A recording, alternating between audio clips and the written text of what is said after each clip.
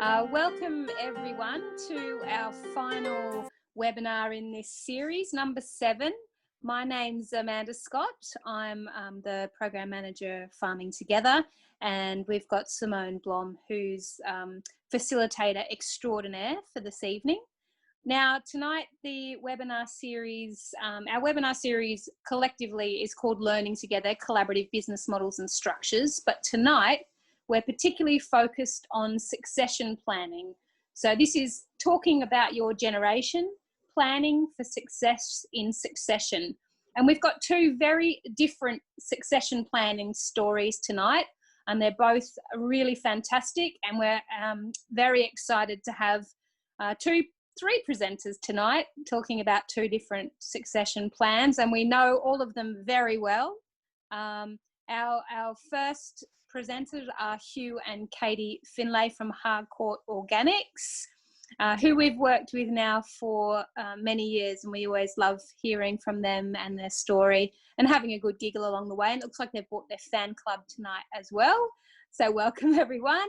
And then we have the Lorraine Gordon, who's our Strategic Projects Director at Southern Cross University, who's also the Director of the Regenerative Ag Alliance and of Farming Together as well. So welcome, Lorraine. Let's not waste any more time. I'll hand over to you. Welcome, and we're really looking forward to hearing your presentation.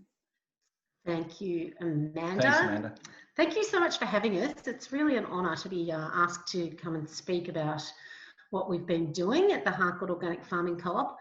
So we're here tonight because, as Simone and Amanda said, the topic is succession, and the model we've set up at the Harcourt Organic Farming Co-op is both a succession model for us and a growth model for the next generation of farmers. It's kind of a growth model for our farm, but we're not the ones doing the growth, and so it's simultaneously trying to achieve those two very different goals.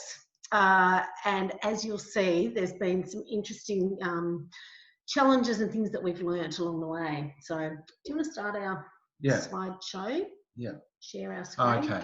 All right. Yes. See if I can be clever enough to do that. We've only got a few slides. Yeah. There we go. Now. We'll just figure out how to drive it. Problem. There we go. There we go. So yeah, the purpose of the co-op is to make the farmers productive and profitable as possible. So it's a plan for succession plus a plan for growth. So that's just to set the overview of what it is that we're trying to achieve. And then Hugh's just going to start telling you a little bit about our background. We were Mount Alexander Fruit Gardens in central Victoria in Harcourt, just near Bendigo. We'd been farming orcharding for about 20 years, a certified organic orchard for about 12 of those. We weren't getting any younger, obviously, as no one does. And I got to 60 basically, was really what tipped us into deciding to have a look at where we were going, what we were doing. And we really needed a succession plan. We've got 5 kids. None of them are farmers, which is good and bad, I guess, but you know, that's what it is. We knew that we didn't want to keep actively farming, at least not for too many more years. We also knew that we didn't really want to leave the farm, the property. We're very attached to it. It's quite, has a lot of sentimental attachment apart from anything, which is not necessarily a way to make a business decision, but it's certainly something that weighed into how we were thinking. Yeah. We'd had a lot of ups and downs over the years, as you do in farming. I mean, that's just the nature of it. So we diversified the business, restructured a number of times, but the farm was still basically us. We were still the farmers, and that's what we wanted to change. So we considered selling. That was one of the options, but as I said, we really didn't want to leave.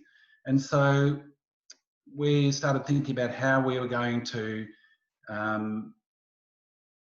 not only be able to stay on the farm, but also maximise the productivity of the farm, because there was a lot of potential. We're on a 60-acre farm with only about 15 acres of that under our orchard production. The rest was really cow paddocks that weren't being used. So there was a lot of potential there as well. So that was another thing to put into the mix. So we really needed a succession plan. So we were approached initially by a couple of young women wanting to start a market garden, gung-ho growers. You can see them they're right in the very middle of the photo there. And so we leased an area of land to them, and we could see that was a way that maybe, you know, if there's one operation there, maybe we could get more as well. So we the gung-hos were with us for a couple of years, and then Tess Seller approached us, and really we weren't actively. I guess we were actively in our heads looking, but we hadn't really put it out there, had we? That's So Tess on the left-hand side. That's Tess right on the left. Yeah, she said this photo makes her look like a serial killer, so don't. She's not.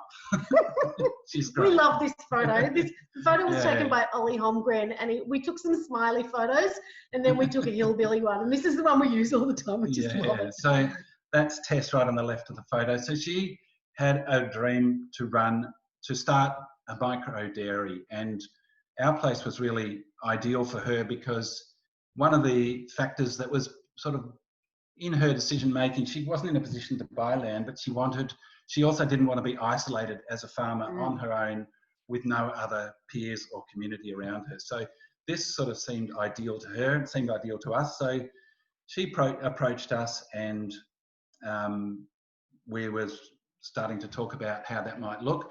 But that still left us with the orchard to run, which was obviously the main business of the farm.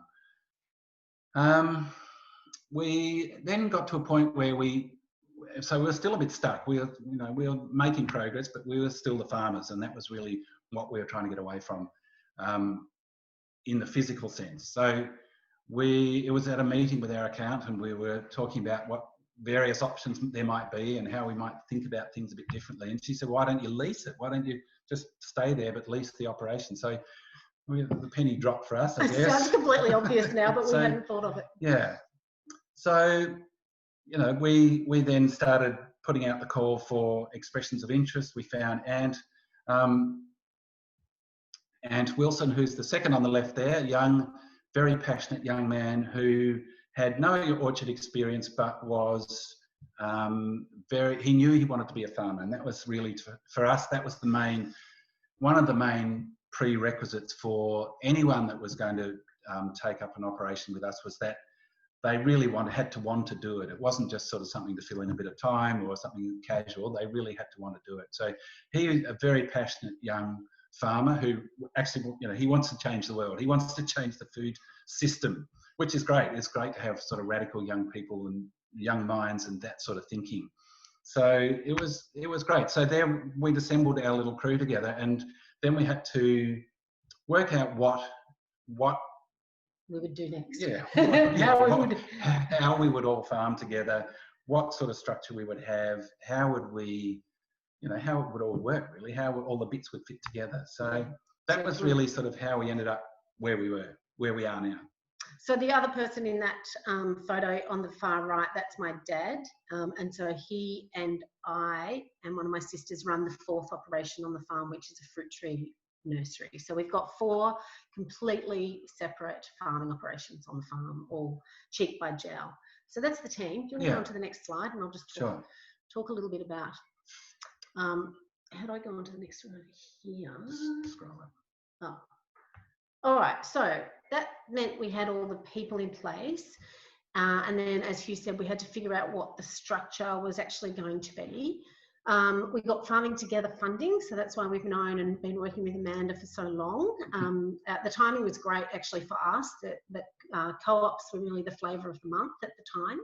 So we were really lucky to get that Farming Together funding, and that gave us access in the first instance to Claire Fountain, who's a fabulous consultant who is with us tonight. So hi, Claire. And she guided us through pretty much the whole process from then on. And if it's sounding like this was a linear process, it totally wasn't. It actually went in, it was much more of a non-linear pathway that went over here for a while, then over here for a while.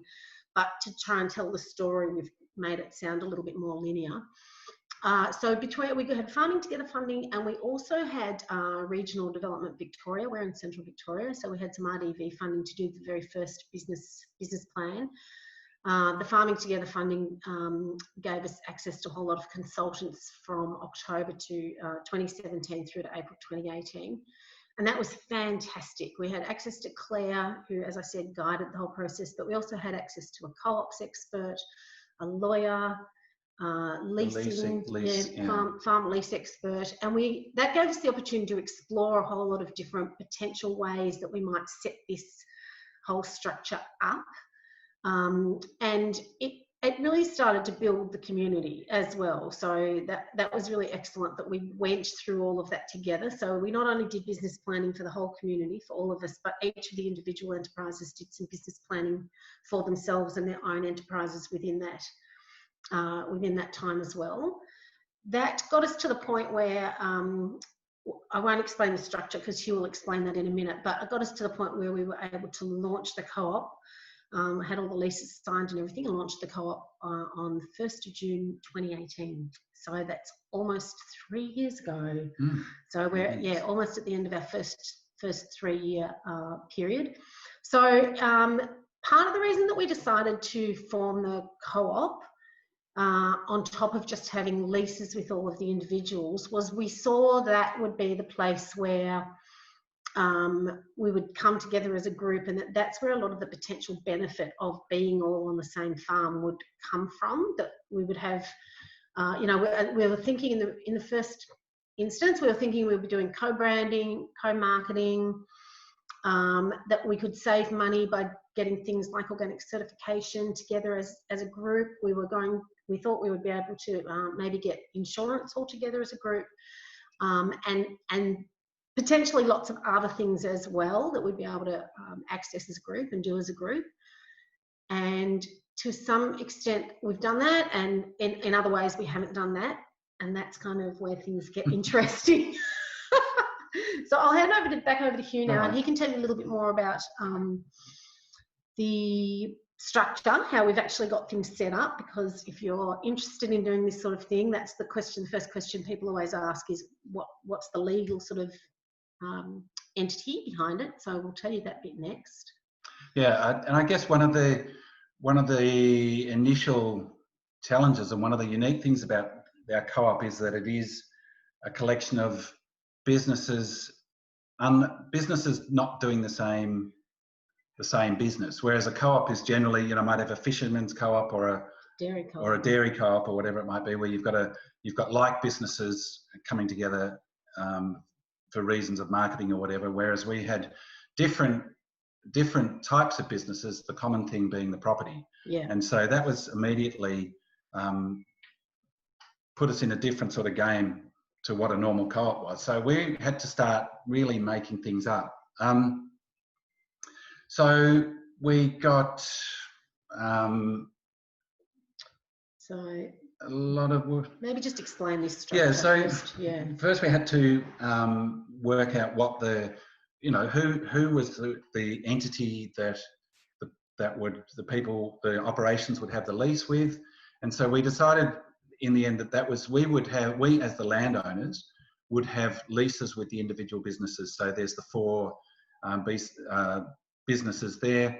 We went into a lot of depth with the leases, really, because we'd started out thinking, this doesn't need to be a major thing. But in fact, the more we looked into it, the more we could see that there was things that really needed to be articulated in a lease so that everyone was really clear about where they stood in relation to, not only in their relationship with us, but in their relationship with each other. And so in the end, we presented all our young farmers with a 17-page draft lease and said, here you go and have a look. So, and we really encouraged them to go and get legal advice. And in fact, we said, you're mad if you don't. And to their credit, I think they all did, which was good. And so that began a period of backwards and forwards of just a bit, there was some fairly robust negotiation, I guess. But essentially, there was no major surprises in there, I don't think, for anyone. But it was really just seeing it all on paper. Everyone's going, oh, okay, and so everyone really had to get their head around it. And for them, because they're all young, quite a lot younger, it was very serious. It made it real for them. It made it really serious. They were signing up to a 9-year lease. And because they had to go and get legal advice, they had to actually go through it and really understand that it was a legal document. And so I think that was a really good process. Yeah, it was. And we did have a lease template that we got through one of the consultants working with the Farming Together consultant. And it was very comprehensive, but it was quite legalese, and we really tried to put it into a bit more plain English.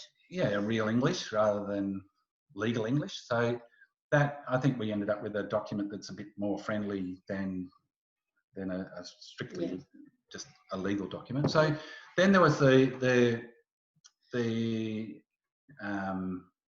having got those leases in place, or the agreements that we would sign them. It was then about, well, how do we all relate to each other, and how do we work together?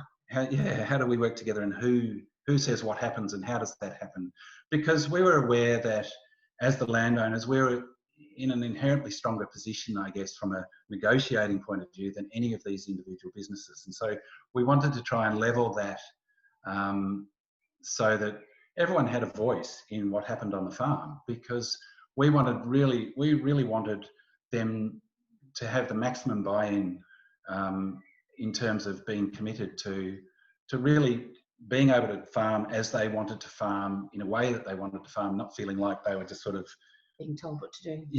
Or working on little patch. That's right. So that was where the co-op came into it, I guess. Yeah, and that's worked really well, actually. In that so one of the things that's under review at the moment is exactly what comes under the co-op and what doesn't, what stays at the personal level or the lease level, and that picture is changing quite a bit at the moment. But nonetheless, it's been proved to be a really, really useful spot so that everybody feels equally entitled to their point of view. So that aspect of the co-op, I think, has worked really well, even though there has been a bit of confusion about what the co-op is for. But it certainly has created that thing of there being a very level playing field, I think. We go on to the next one. Yep. No, that's it. Oh, that's it. Okay, so maybe I'll just say a little bit more about the review that we are going through at the moment. So what we've actually done in the last 3 years is that all the young farmers have set up their own a market together, auspiced by our local farmers market. They've set up a new weekly farmers market, and that is now their main market. They have a shared stall at that market.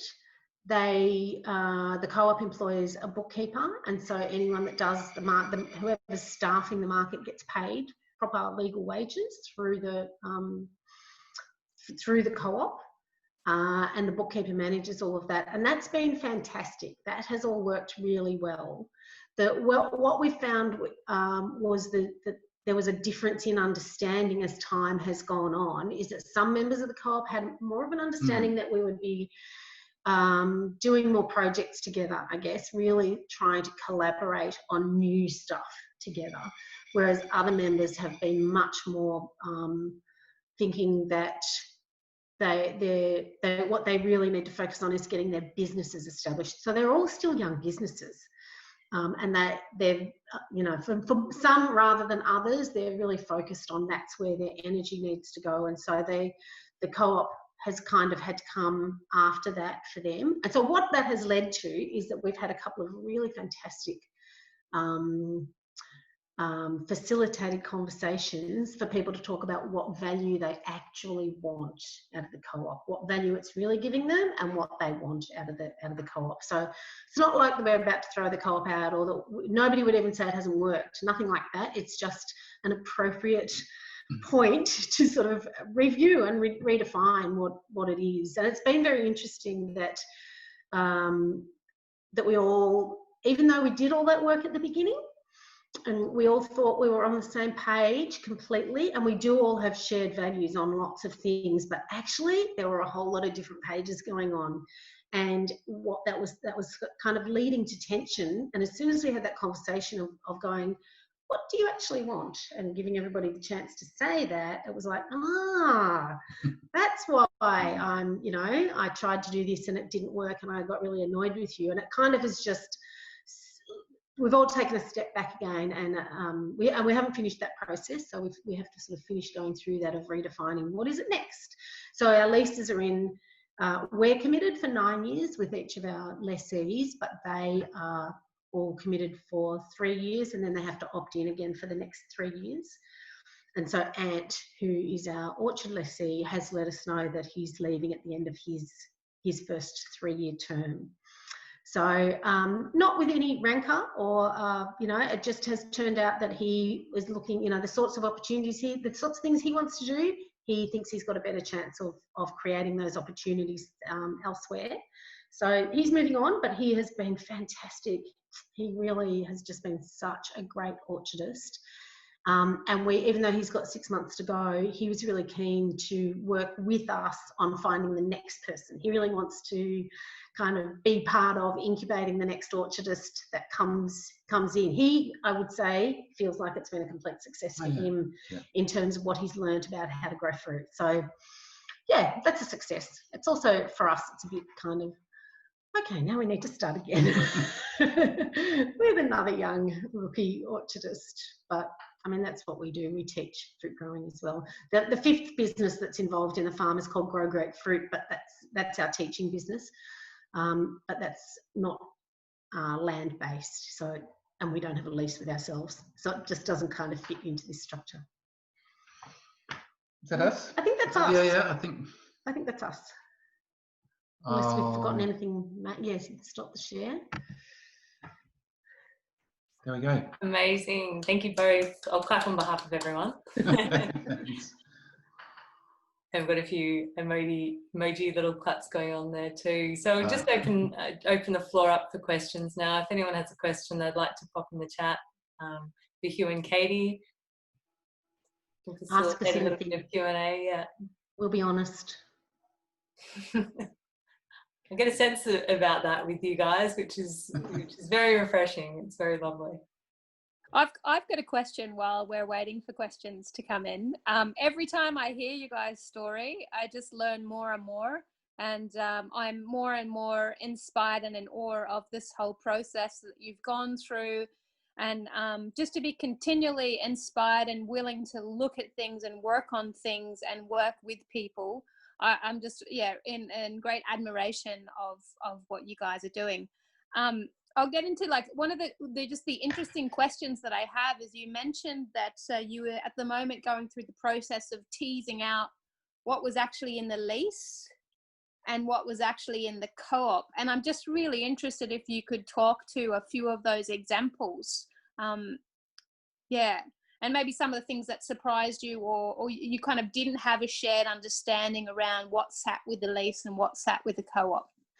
That's probably not quite, I probably didn't put that quite the right way actually, because the leases are quite specific. So the lease, for example, says that people have to be organically certified, but at the co-op level, we have the certification jointly at the co-op, which was amazing that we got that. I think it's probably a better way of describing the review process that we're going through at the moment is how far-reaching the co-op would be. So, for example, one of the potential projects that came up that we could have done was building a commercial kitchen together. And when we got the funding to build, so we got funding from RDV to build some infrastructure, some shared infrastructure on the farm for everybody to use. And our intention, my intention, when we got that funding, because it just seemed like a no-brainer to me that a shared commercial kitchen would be really useful for all of us, even if none of our tenants used it, that we could lease it out to somebody else and make income for the co-op.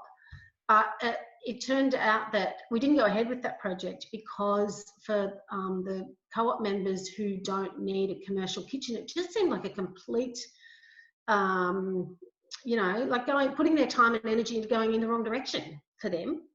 And, it took us a while to for everybody to be able to say, it was a very important part of our learning that when any new idea comes up like that, that we have to go through the decision-making process slowly enough that people just didn't get caught up in other people's enthusiasm and not being able to say no because it seemed like a really good idea and that sort of thing.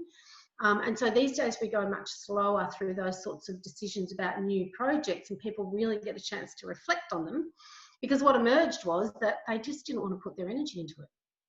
And they didn't want to say that. Some people didn't want to say that because other co-op members like me were really enthusiastic about it.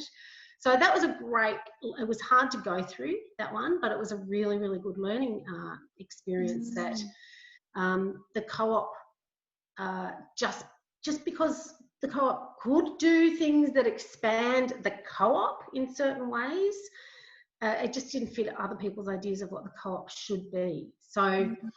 So that's really more where the current review is like, okay, so what should the co-op be? What actually do we want or want it to be? You know, and where are those areas in common? So everybody agrees, for example, that from a forward-facing point of view, we want our customers to be able to see that we all share the land, and we all are a community together, all growing food on the same land. And so we're called the Harcourt Organic Farming Co-op. Like, everybody's pretty clear about that.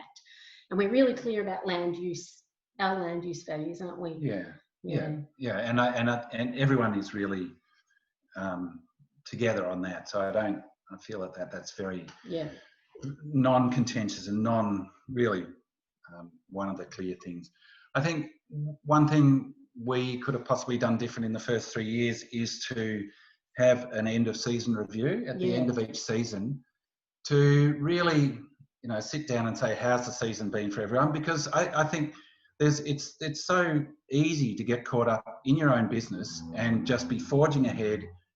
You're always busy and you've always got an endless list of things to do, as anyone who's been in small business knows. You know, there's never enough time, but I think it would have been really valuable for us to make that time at the end of each season to say, how was it? How did, you know, what worked about the co-op? What do we need to look at to tweak or adjust or what have you? And I think that would have been a valuable thing to do. We've now got to 2.5 years in and we're having that process. And we missed the first two. We missed a couple of boats along the way, I think. So that would have been handy. Amazing, thank you. We've got a few in the chat now, so I might just ask a couple and we'll have to move on to our next presentation. We might come back to them at the end. I've got a quick one from Leo. Will the document be made available as a sample for others wanting to do similar? Well, yes. So we are working on putting, there's not one document. So I presume Leo's talking about the lease. But there's actually loads of other documents that we went through along the way as well. I'm in the process and have been for a while, but I will get around to it soon, of bringing all of that together and basically we have to depersonalize everything. But yeah, we're very happy to provide the drafts, you know, or templates for everything that we've done. It's in process, and Farming Together are helping us with creating some of those resources, Leo. So just stay on their mailing list. Stay tuned. Stay tuned. We've got, he said, that'd be great. Thank you. And a great presentation. Bethany said, thanks, Hugh and Katie. Do you think there will be another shift in agreements and in your relationships with existing co-op members as a new orchardist comes in, particularly as the agreements have a focus on the relationships between other members? Yeah, great question. So we've been open to having other new co-op members the whole way. So fairly early on, we did create a process for how people would be brought in, because we're very conscious that we're a very small community in a very small space, and so we have a no dickheads rule, but also people have to be able to get on well with each other. So we have got a process that whoever is shortlisted as the new orchardist will have to go through and meet everybody, have a meal together, talk about, you know, so we'll provide lots of opportunities for the new person or people to get to know all the existing community members, and then they all get a say in whether, like, we're the ones that will be offering the lease, but we would not offer a lease to somebody else that was already in the co-op had a strong aversion to. So we've got a system already set up we haven't tested it yet, but we have thought about it and we've got it set up for how we do that. Yeah, and so in terms of there being a shift in agreements, I think the agreements are solid, and it's really about everyone really being open and upfront about where they are and where they think that they are within the co-op. And so, yeah, it was more the unwritten stuff, I think, that was that led to misunderstandings.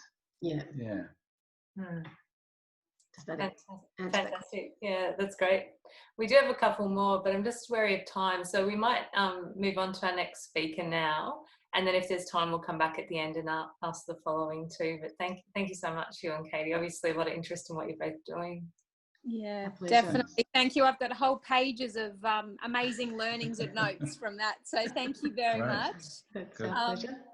And no doubt we'll be able to circle back to some of those questions. Yeah. And if for some reason we don't get a chance to address the questions tonight, we can make sure that we do get an opportunity. Yeah, we're happy.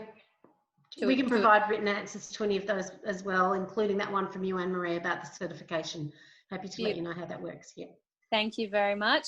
And now I'd love to hand over to our Director of Strategic Projects, Lorraine Gordon, who has another succession planning story, but a very different one to bring you tonight. So welcome, Lorraine. Thanks so much for joining us in this final and very special webinar session tonight. I'll hand over to you. Thanks, Amanda. Thanks, Simone. And Hugh and Katie, I've got to say, I have heard you speak a few times now, and I thank you for your support for what we do. But every time I'm just inspired and think, how can I make that happen on my farm? So, well done, well done. I'm just going to share my screen because tonight I'm not going to talk about anything to do with what I normally talk about, which is usually regen ag and carbon and farming together stuff. I'm going to talk at quite a really personal level about my experience with succession planning in our family, and I'm happy to be quite open about how that's gone. So I'll just share my screen with everyone.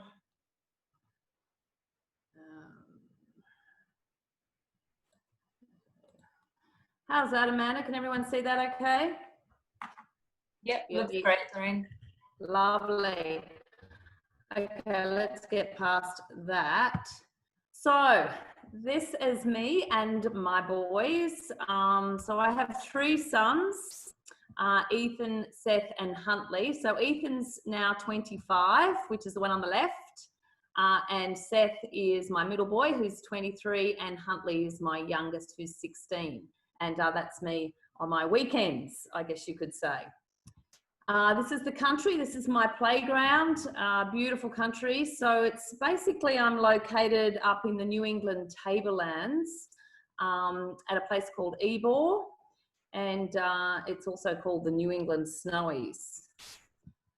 And so my farm is called Moffat Falls, and just a little bit of background about what we do there. It is a cattle fattening operation. And I also refer to myself as a carbon farmer. So I have thrown myself in boots and all into the carbon farming game or space, I guess you could say. And I'm actually looking to make my first carbon trade in 3 years' time. So I normally buy steers in at around 250 kilos and sell them within 8 to 12 months, around 450 to 600 kilos, aiming for the MSA grass-fed market. I'm 15 metres above sea level, 1,500 metres above sea level, which makes us the highest cattle farming operation in the country. And in whatever a normal season ever did look like, it used to be around 2,000 millimetres of rain per annum on some pretty rich red basalt country. Our temperatures can range from like -10 to 27. So we get, we're mostly cold. We're never really that hot where we are. And so we have our steer fattening operation. We turn off around about 1,000 steers per annum on both mixed pastures and improved pastures.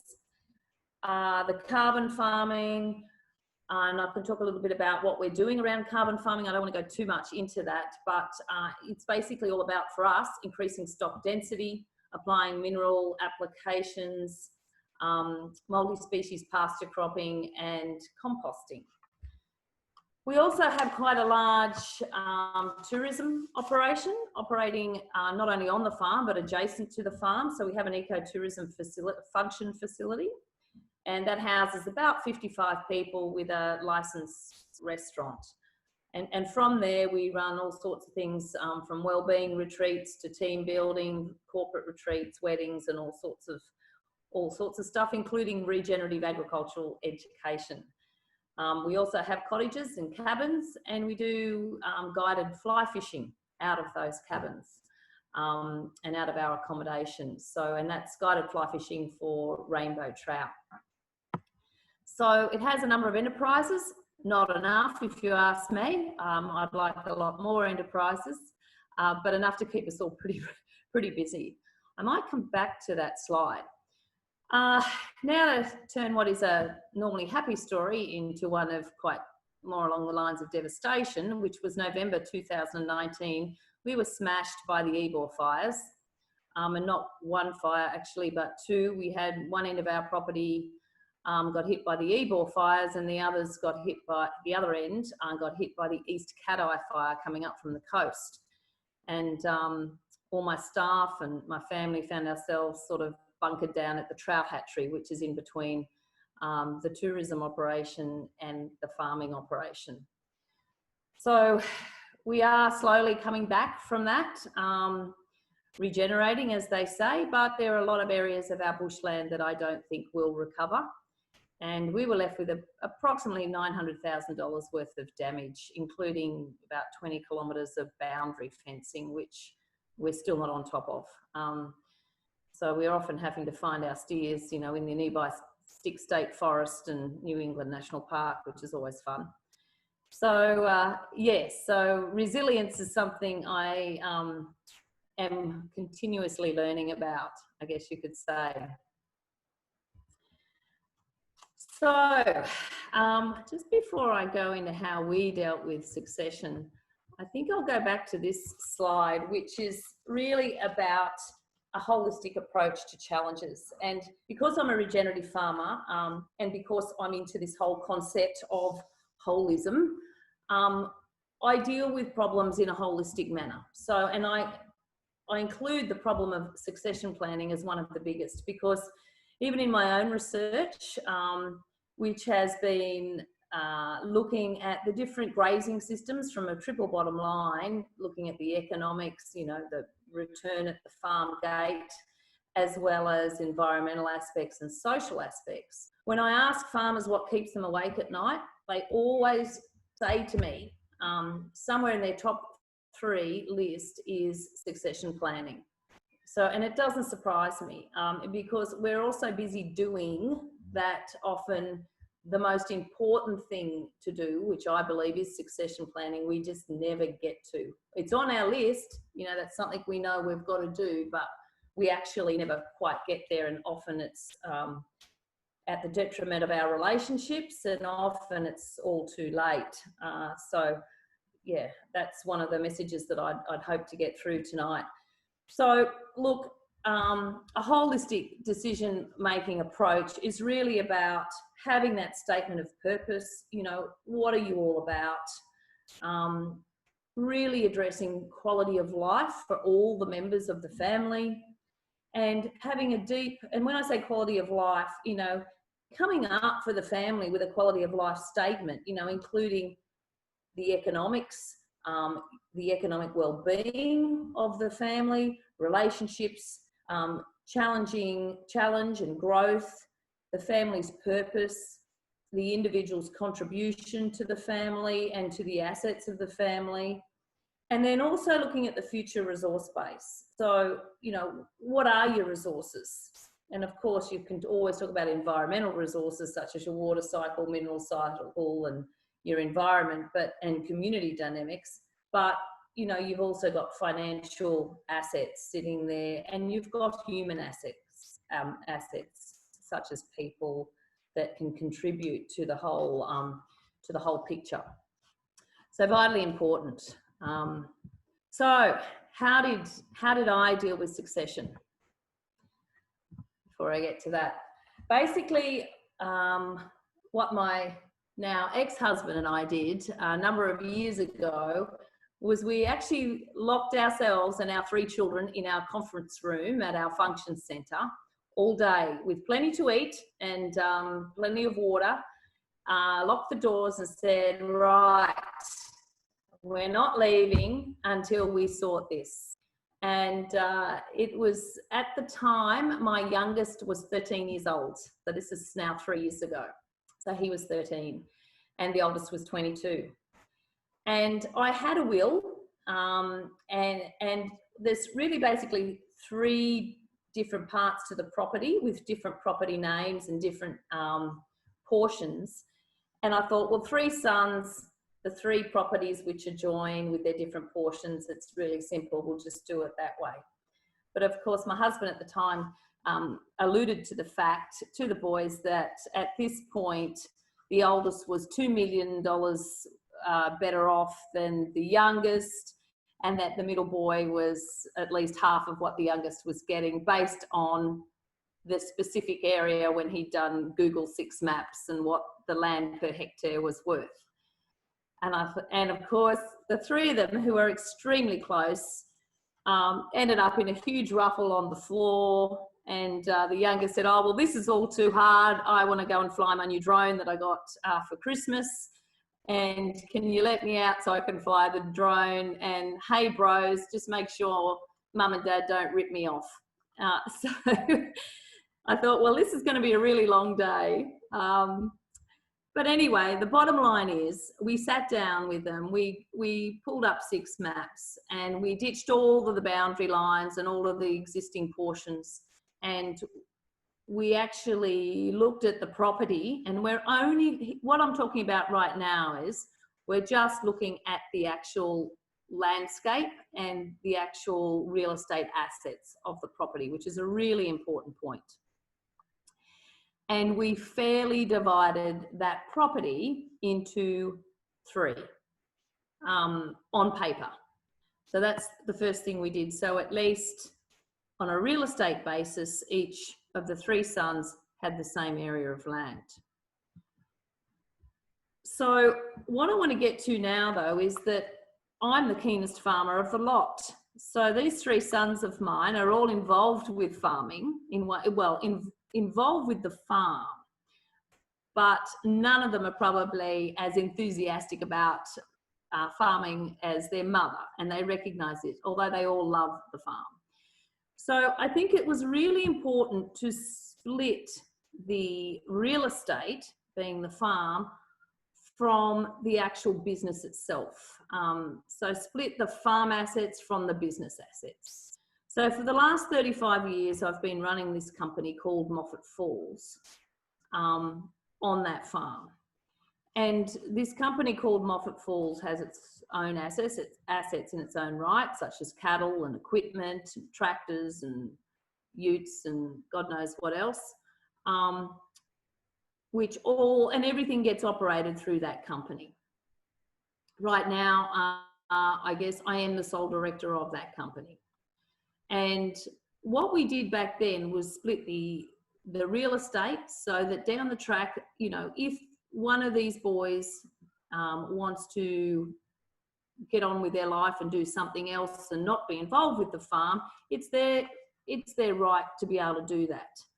And then they can sell their portion of the farm, and one of their brothers would have the first option to buy that portion. From my perspective, I would never sell. So it was very easy for me just to say, look, I'm happy to continue running the company whilst you all go off and do your thing and experience life. And in saying that, I've got my oldest son who's an academic and aiming right now to be one of the academics visiting Mars to solve how we're going to live on another planet if we bugger up planet Earth. So he's got his sights on some pretty big things. My middle son, Seth, is an assistant manager at one of Norco's retail stores and loves all things dealing with people and retail. And of course, my youngest is still in boarding school, and we're yet to sort of know where he might end up. But at this stage, it looks like he wants to be a builder or a carpenter. But yeah, mother still loves farming and the boys are all involved with it. So in our case, I have a lease over the property, and that's to really protect my interests. But at any time, if any of my sons want to come in and say, Mum, I want to be a full-time farmer, I can very easily get out of that lease and just say, that's fine. I'm happy to, hand over that lease to one of the sons. In saying that, the company has always made sure they could employ a full-time farm manager.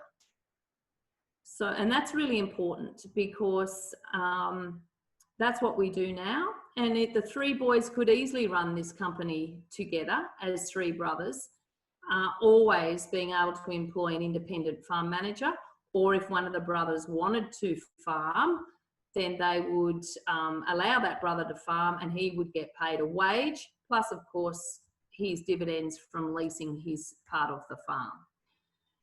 So I guess the message here is you really, and this is where I see so many farming families really get in a mess, is that they don't separate the real estate assets from the company assets.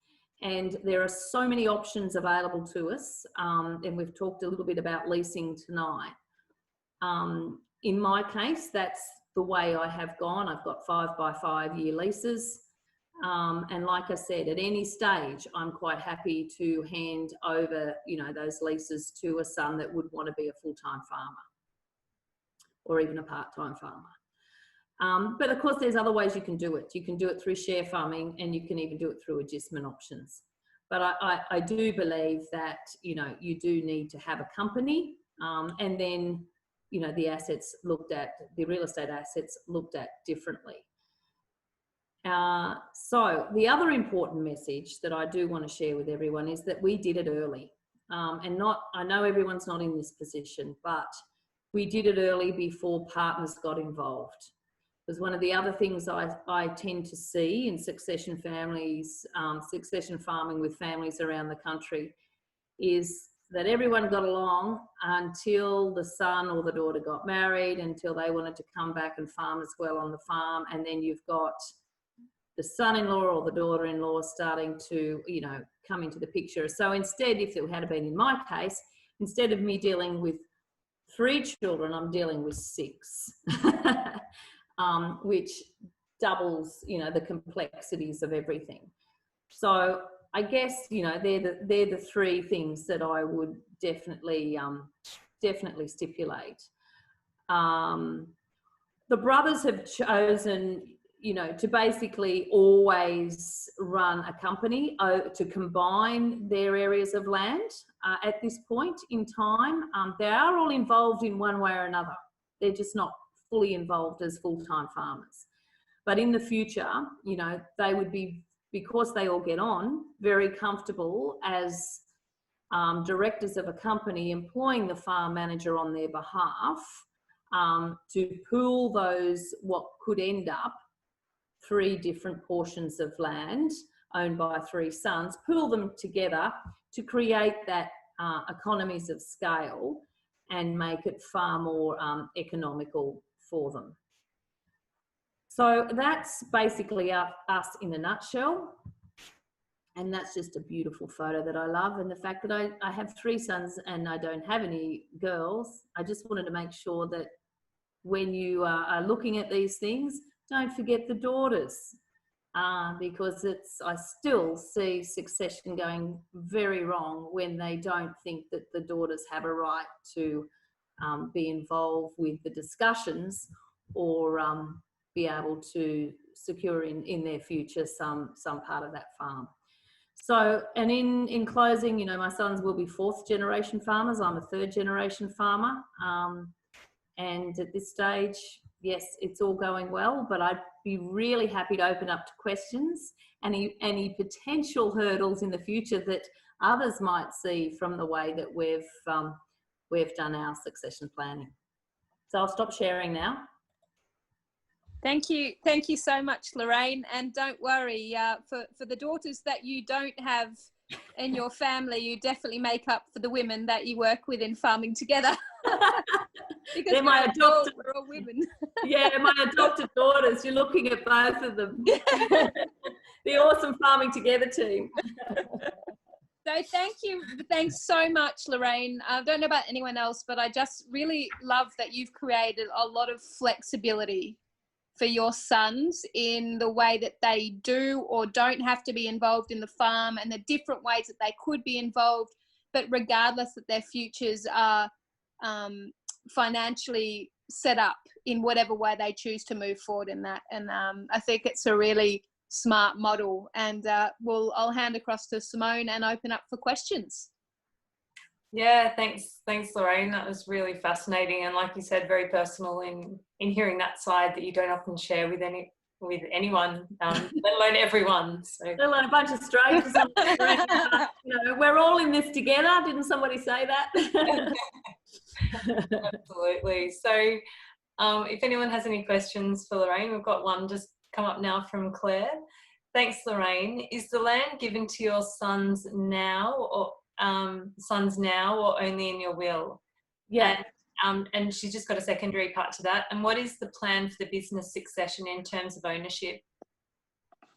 That's a really, well, I'll just answer the first one, then you can ask me the second one again, because it's late in the day, and boy, what a day I've had. So in actual fact, and I should have mentioned this, the farm belonged to my mother. And my mother's 82, and she wanted to hand the farm over to me. And I actually said, and mostly because of capital gains ramifications, I actually said to her, no, I don't think that's a good idea. What I'd rather you do is to put it in trust and hand it to the boys. I would never realise the value of it or sell it, because I'm so connected to country. I'm so connected to that land, that it would just rip my soul off to leave that. So I thought it's best that it bypasses me altogether, because as you know, with intergenerational farm transfers, you can only do it once. Or if you didn't know that, you do need to know that you can only transfer a farm once into the next generation.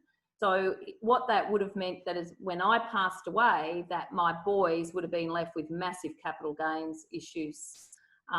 So in this case, they won't be, but of course their kids would be.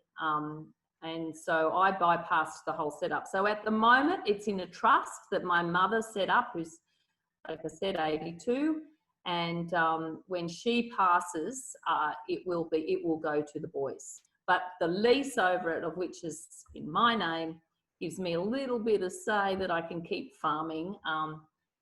But like I said, if one of them came back and said, Mum, can you just get the hell out of here and let us do this? Then I'd go, sure, no worries, that's fine. I'll just come up there for holidays and complain about all the things you're doing wrong, but I won't get in your way. But I can't see that happening. Yeah. And sorry, what was the second part of the question, Simone? Yeah. So, and what is the plan for the business succession in terms of ownership? Oh, okay, sure. So basically, at this point, the two oldest sons have been invited to come in as directors into the company, but only the oldest said, yeah, look, if you need me to be a director, Mum, I'm happy to be a director. The middle one doesn't much care. And in actual fact, in all the decisions I make up there, we have monthly meetings. I treat them as directors anyway. If they wanted to be, they could, but they think that, this Mum's still got a bit of debt, so it might be better that they're not. And so we have monthly meetings and we discuss all things to do with the company and the farm. So everything's very open. But yes, the company, if something happens to me, the company goes to the three boys. So it automatically happens. Excellent. I've got a question from Hugh and Katie. I'm not sure who posted this one, but is the arrangement about you handing over the lease formalised in writing or just verbal? Oh, absolutely. Registered lease and all done with the solicitor. Yeah, absolutely. No, it's not verbal at all. It is a proper lease with proper lease conditions and clauses, you know, where the leasee can give notice and say, look, I'm done. Or if I do the wrong thing, same thing, that, you know, they have a case to be able to say that I'm not doing things in accordance with the lease. Excellent, thank you. And we've got one from Bethany. A big thank you, Lorraine. You mentioned your day discussing with your family. Under what circumstances would you suggest outside facilitators? Definitely if there's a little bit of controversy hanging around, or if there's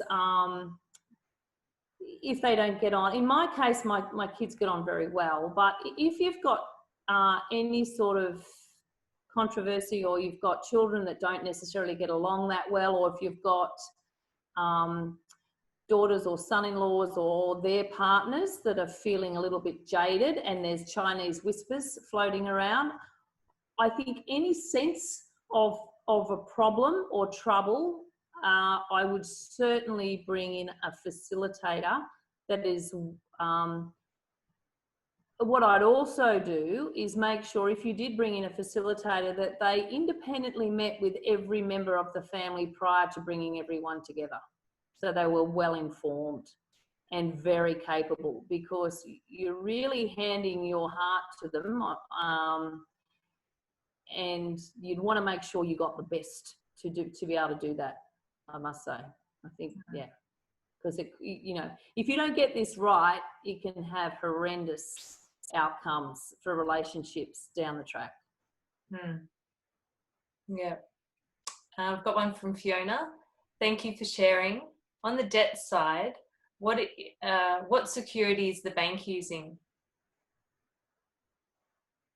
Well, in actual fact, there's no debt on the farm at all. There is a bit of debt on the function centre, but because of my company has a bit of debt in some of its other activities.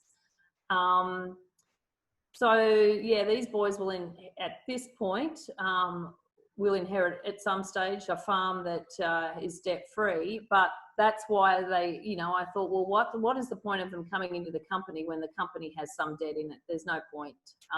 If something happens to me, you know, they'll take care of the company then. But it's you know, it's not that it's a lot, but it's still, there was no benefit in them being official directors of this company at this point in time. And that was discussed very openly with a solicitor. You know, should I bring, in case I get rolled by a bus or hit by a bus, you know, do I need another son or two to be co-directors? And there was no need. Yeah.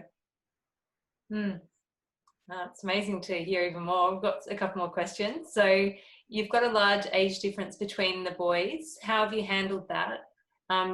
Do you look out for your youngest interests more?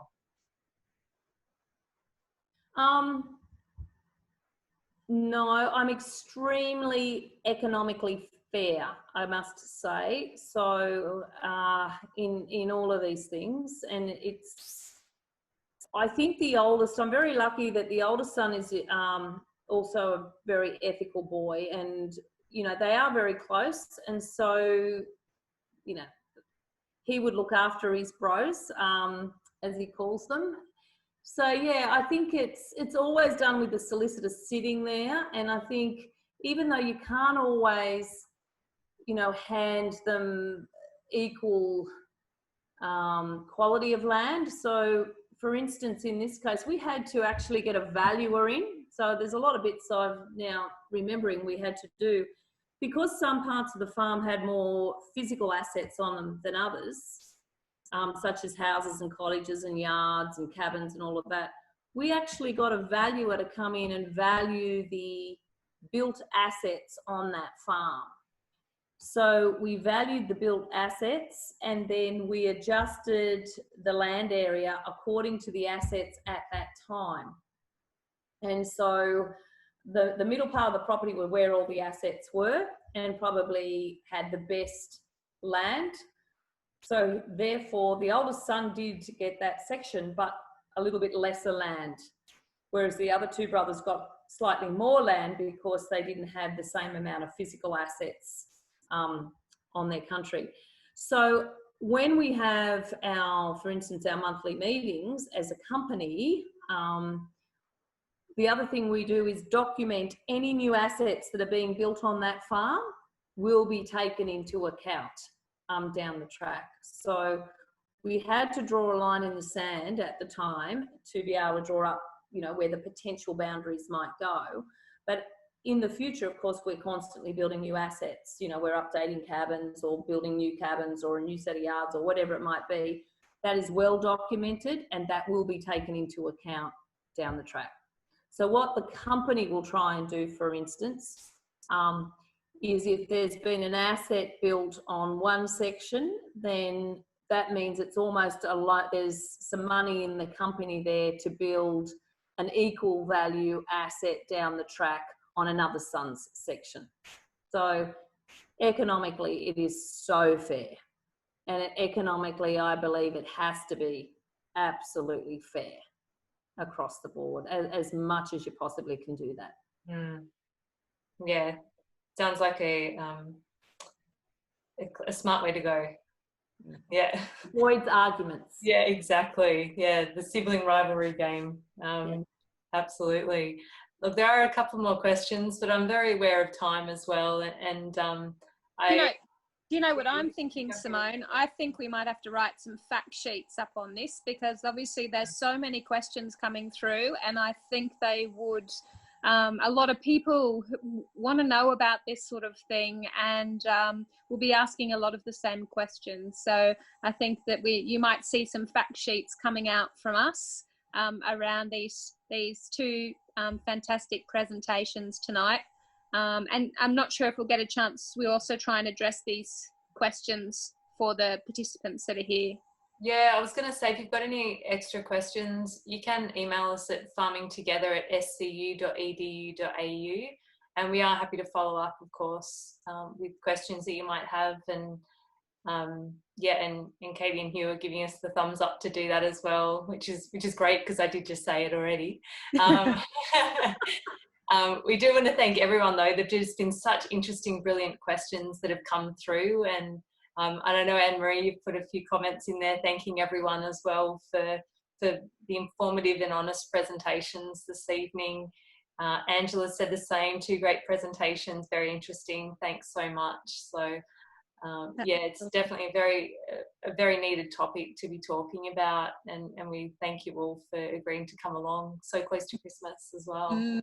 And also, again, just the real appreciation that's already been iterated through the comments about the honesty around this, because unless you have that honesty, you don't get to hear about the nitty-gritty, bits that are really important and that fundamentally underpin the success or not of succession planning. So we really appreciate the openness of our guests as well, and the real questions from our audience. And look, that's all from us for this season. What a great time of year to end as we move in towards Christmas. A big thank you to Lorraine and Hugh and Katie for probably one of my favourite webinars of the season. And thanks again to the guests. We will make this webinar available on the website and we'll email it out to you. Let me know if I forget to say anything, Simone, but I just wanted to add one last comment before I hand over to Simone. And that's, if you've really enjoyed these webinars, whether it's this one or you've been to some of our others as well, you can check them out on our website. Let us know, because if we get enough interest, we'd love to do another series. If you did love it, let us know, and also tell us about any topics that you would be interested in us presenting on in another season. So I hope you all have a really fantastic Christmas. Thanks for being such a great audience and presenters. And oh, look, here's what you prepared earlier, Simone. Fantastic. And thanks so much to Simone also for being such a fantastic colleague in helping bring this all together. So we've just had such a great time, and we look forward to seeing you in 2021. Thanks, Absolutely. girls. Thanks everyone. Merry Thanks for your Christmas, support. everyone.